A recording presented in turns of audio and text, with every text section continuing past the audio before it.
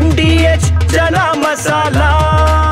ಈಗ ಕಡಲೆ ಇರಲಿ, ಹಲಸಂದೆ ಬೀಜ, ಕಪ್ಪು ಕಡಲೆ ಅಥವಾ ಬಿಳಿ ಕಡಲೆ, ಎಲ್ಲವೂ ಸ್ವಾದಿಷ್ಟವಾಗುತ್ತೆ. ಅಲ್ಲಿ ಮಳೆ ಇಲ್ದಿದ್ರೂ ನದಿ ಉಕ್ಕಿ ಹರಿತಿದೆ. ಊರಲ್ಲಿ ವರುಣಾರ್ಭಟ ಇಲ್ದಿದ್ರೂ ಮಂದಿರ ಮಸೀದಿಗಳೆಲ್ಲ ಮುಳುಗಿವೆ. ಹೊಲ ಗದ್ದೆಗಳಿಗೂ ನೀರು ಹೊಕ್ಕು ಹತ್ತಾರು ಅವಾಂತರ ಸೃಷ್ಟಿಯಾಗಿದೆ.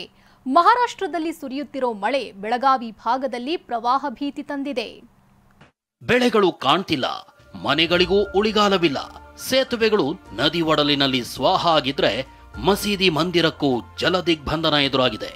ಮಹಾರಾಷ್ಟ್ರದಲ್ಲಿ ಹುಚ್ಚೆದ್ದು ಮಳೆ ಸುರಿತಾ ಇದ್ರೆ ಬೆಳಗಾವಿ, ವಿಜಯಪುರ, ಬಾಗಲಕೋಟೆ, ಯಾದಗಿರಿ, ರಾಯಚೂರು ಜಿಲ್ಲೆಗಳ ಕೃಷ್ಣಾ ನದಿ ಪಾತ್ರದಲ್ಲಿ ಪ್ರವಾಹ ಭೀತಿ ಸೃಷ್ಟಿಯಾಗಿದೆ.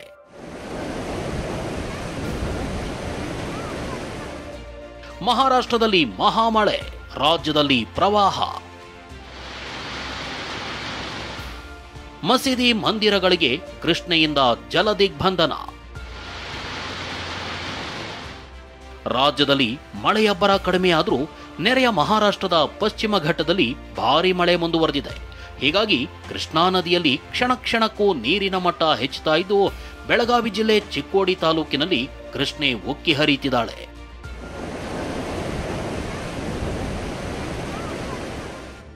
ಚಿಕ್ಕೋಡಿ ತಾಲೂಕಿನ ಕಲ್ಲೋಳದ ದತ್ತ ಮಂದಿರದ ಕೆಳಭಾಗದಲ್ಲಿ ಕೃಷ್ಣಾ ನದಿ ನೀರು ಆವರಿಸಿದ್ದು ಮಳೆ ಜಾಸ್ತಿಯಾದರೆ ದತ್ತ ಮಂದಿರದೊಳಗೆ ನೀರು ನುಗ್ಗೋ ಭೀತಿ ಎದುರಾಗಿದೆ.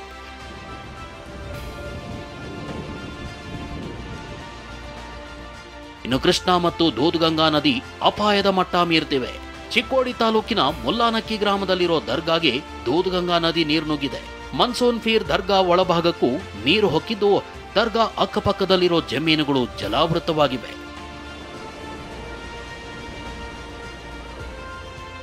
ಮಳೆಯಿಂದ ಬೆಳೆ ಕಳೆದುಕೊಂಡವರಿಗೆ ಪರಿಹಾರ ನೀಡೋ ಭರವಸೆಯನ್ನ ಸಚಿವರು ನೀಡಿದ್ದಾರೆ. ಬೆಳೆ ಪರಿಹಾರ ಕೊಡ್ಲಿಕ್ಕೆ ಸರ್ಕಾರ ಚಿಂತನೆ ಮಾಡ್ತಾ ಇದೆ. ಒಂದು ಸರ್ವೆ ಆಗುತ್ತೆ, ಸರ್ವೆ ಆಗಲಿ ಆದ್ಮೇಲೆ ಯಾವ್ಯಾವ ಬೆಳೆ ಆಗಿದೆ, ಲಾಸ್ ಆಗಿದೆ ಅಂತ ಕೊಡುವಂಥ ಪ್ರಯತ್ನ ಹಿಂದೂ ಕೂಡ ಸರ್ಕಾರ ಮಾಡಿದೆ. ನದಿ ತೀರದ ಜೊತೆಗೆ ಬೇರೆ ಕಡೆ ಕೂಡ ಭಾಳ ಮಳೆಯಾಗಿ ಕೂಡ ಕೆಟ್ಟಿದ್ದಾರೆ, ಭಾಳಷ್ಟು ಮಳೆಯಾಗಿ ಕೆಟ್ಟಿದ್ದಾರೆ. ಸೊ ವೇಟ್ ಮಾಡೋಣ, ಸರ್ಕಾರ ಅದ್ರ ಬಗ್ಗೆ ಸರ್ವೆ ಮಾಡಲಿ ಫಸ್ಟು. 90,000 ಕ್ಯೂಸೆಕ್ ನೀರು, 6 ಸೇತುವೆಗಳು ಸ್ವಾಹ.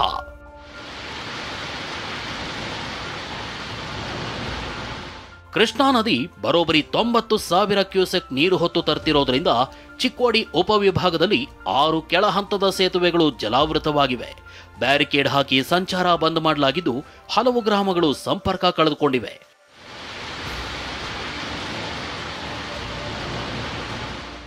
ಮೂರು ದಿನವಾದರೂ ಪತ್ತೆಯಾಗದ ಮಹಿಳೆ. ಚಿಕ್ಕೋಡಿ ತಾಲೂಕಿನ ಮಾಂಜರಿ ಗ್ರಾಮದಲ್ಲಿ ಕೃಷ್ಣಾ ನದಿಗೆ ಬಾಗಿನ ಅರ್ಪಿಸಲು ಹೋಗಿದ್ದ ಮಹಿಳೆ ನೀರು ಪಾಲಾಗಿದ್ಲು. ಜೂನ್ 17ರಂದು ಕಣ್ಮರೆಯಾಗಿರೋ ಸಂಗೀತ ಇದುವರೆಗೂ ಪತ್ತೆಯಾಗಿಲ್ಲ.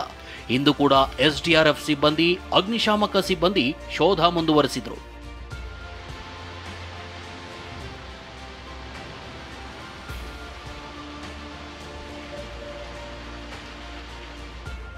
ಇತ ರಾಯಚೂರು ಜಿಲ್ಲೆಯಲ್ಲೂ ಕೃಷ್ಣೆ ಭೋರ್ಗರೀತಿದ್ದು ದೇವದುರ್ಗ ತಾಲೂಕಿನ ಹೂವಿನ ಹೆಡಗೆ ಬಳಿ ಗಡ್ಡೆಗೂಳಿ ಬಸವೇಶ್ವರ ದೇವಸ್ಥಾನ ಭಾಗಶಃ ಮುಳುಗಡೆಯಾಗಿದೆ.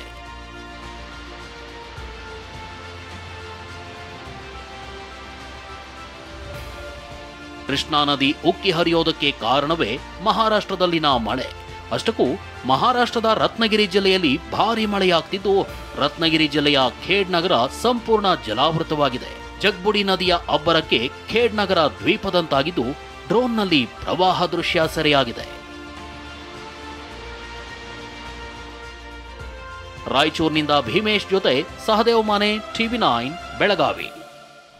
ವಾಹ್, ಯಾಕೆ ಈಗ ಬಂತ ಸ್ವಾದ? ಖಂಡಿತ ಈಗ ಬಂತು ಅಸಲಿ ಸ್ವಾದ. MDH chunky chaat masala life ಅಲ್ಲಿ ಅಸಲಿ ಸ್ವಾದ ತರುತ್ತೆ. ಅಸಲಿ ಮಸಾಲ, MDH.